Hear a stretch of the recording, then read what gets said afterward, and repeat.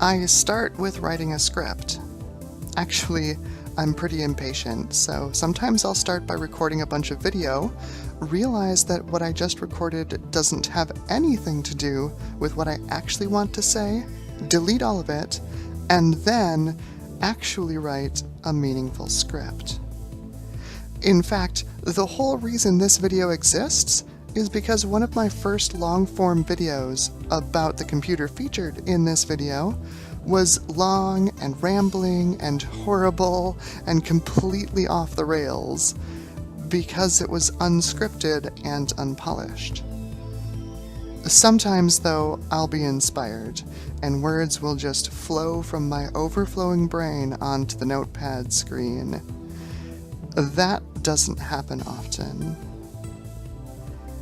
Anyway, once I have a script written, I'll lay out the shots I'll need to make a video. Instead of a bunch of text on a black screen, I'm completely convinced that my audience appreciates having video on a video platform rather than text. So this step is pretty important. My primary method is via my camera, a Canon EOS M3 mirrorless camera. I bought it in its creator pack form from Amazon because at the time it was on sale and it wasn't that much more expensive than the typical camera plus lens bundle version. Plus, it comes with this cool mic. I can also capture video using OBS Studio if I need to grab footage of apps or games running on my PC itself. OBS is open source software, but it's pretty mature these days, having been around for a while now. It works pretty well, but there are some games that it just doesn't capture nicely. And of course, if the game isn't on my PC, it's of almost no use to me. That's where my third and final option comes in, which is capturing HDMI or DVI through my Elgato HD60 Pro capture card. This card is fantastic and will capture 1080p video at 60 frames per second without a hitch, although I am discovering some fairly major limitations related to its ability to capture video from older PCs' video outputs, especially VGA, even through a converter.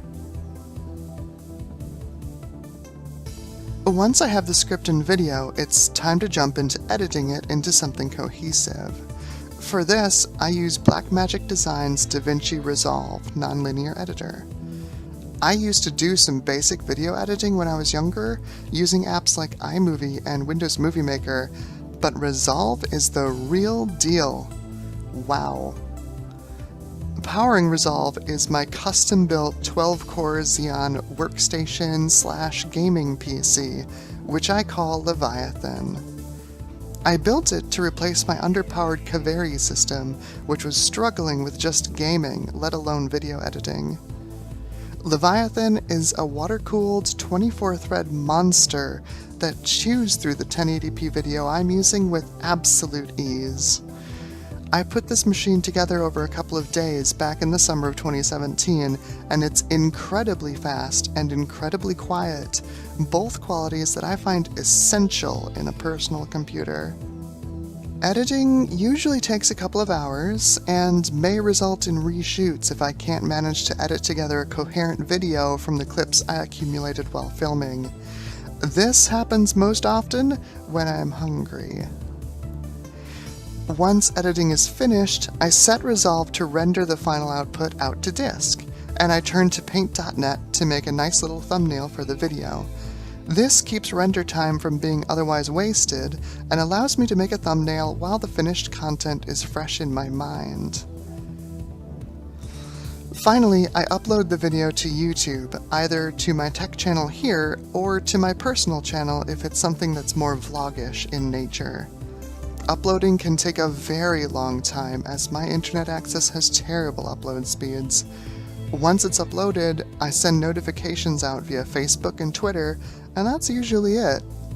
Of course, I read comments sent my way, as well as retweets and Facebook reactions and emails that you send me. My favorite part of this whole process is engaging with other people who are excited about what I've talked about in my video. Everything is a learning process, right? So too is vlogging.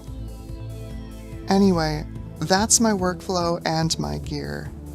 Love each other, stay amazing, and don't forget to hit that like and/or subscribe button if you haven't. It really helps me know what topics are interesting to folks in the broader community. Be well, and thank you for watching.